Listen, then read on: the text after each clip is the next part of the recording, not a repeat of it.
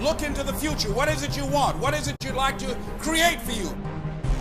In order to begin to choose your future, one of the things you've got to do is you've got to release your passion. So most people don't use their imaginations. Most people don't dream anymore.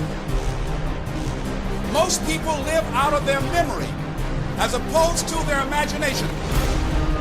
See, you know what you can do, and you also have seen what has been done. And Einstein said, the imagination is the preview of what's to come in your life.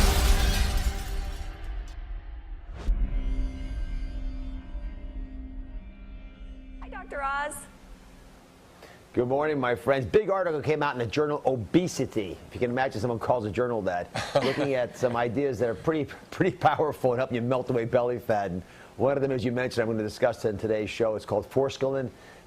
Don't mispronounce that, by the way. It's a product that is related to the mint family. It's a root, and it helps people burn away fat but not muscle, which is important because a lot of times you go on a diet, you lose muscle as well as fat, and that's a problem because when you start to put weight on again for whatever reason, you'll yo-yo back up without the muscle to burn off extra calories.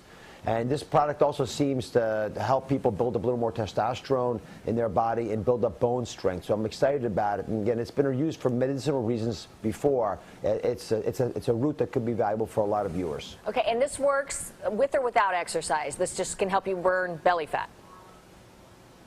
Any program that you use to lose weight will work better with exercise, but the study that was done in the journal just came out did not use exercise at all. It just added this as a supplement daily over the course of 12 weeks. And again, the point is to make sure that it's safe, that no one was hurt. That seems to be the case, and that it's effective. In this case, they were effective at burning off selectively fat, but not muscle. So is this just belly fat? Because, you know, we hear all the time that you can't target weight loss, really. There's not much you can do. If you just want your belly or your backside or something like that, the more exercise you do there builds up the muscle, and then you just look bigger in that area. So does this just target specifically belly fat? Well, Dan, you can't target fat with exercise, but there are some forms of fat that are better treated with some approaches than others. For example, belly fat is usually related to high stress levels, or at least cortisol levels are high. And so the kinds of dietary habits that lead to that are specifically ones with lots of carbohydrates. And this product, this compound seems to work by changing the decision that a fat cell makes when it's given nutrients. Can it deposit it as fat and store it, or should it burn it off as energy? And it seems to move it towards burning it off as energy, which is why it works.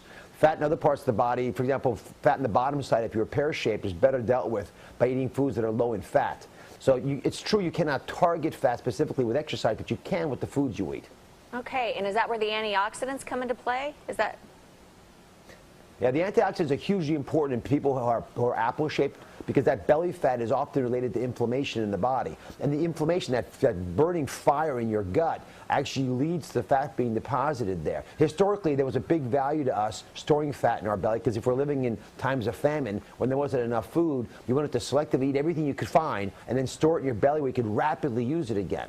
Whereas fat that's in the hips and thighs, especially in women, was valuable for childbearing, because you could access that fat for longer periods of time. So there are reasons why we store fat the way we store it. It's related in part to our genes and where our families came from historically, but also, without question, it's affected by the foods that we eat.